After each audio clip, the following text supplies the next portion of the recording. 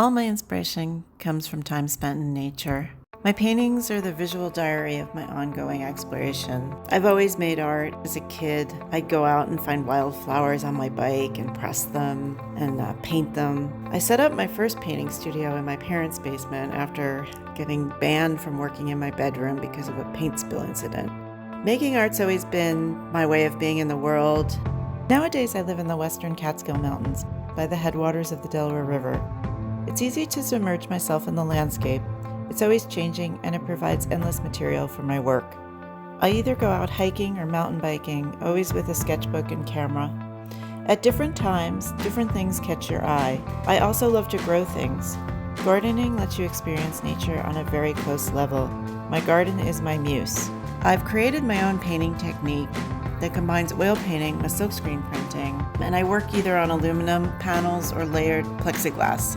I use the reflective surfaces because they change with the light, and that's what happens in real life when you look at landscape. So it's a way to mimic this concept.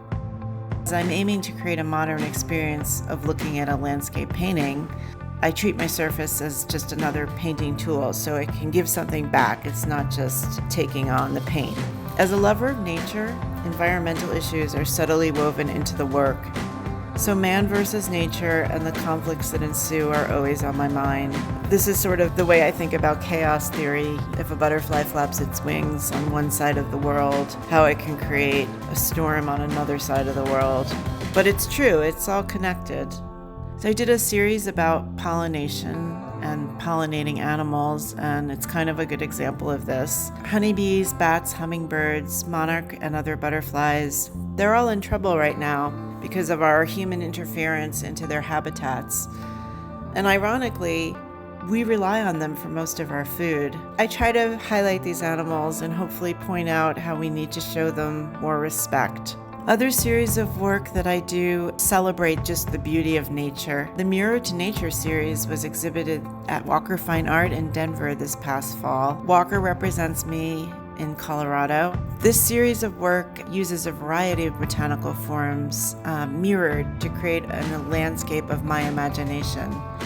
I love to take on the chaos of wild places and create an imagined one.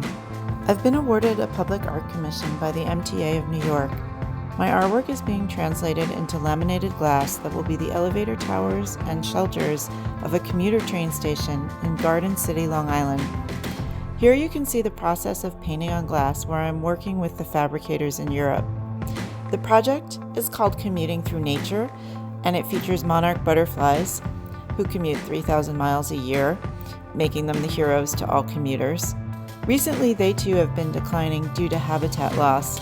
We plan to plant milkweed and other pollinator food plants around the station to give them an added habitat. I love the idea that life and art will merge as we hopefully attract the butterflies to the station. This part of Long Island is in the migratory path of the monarch butterflies.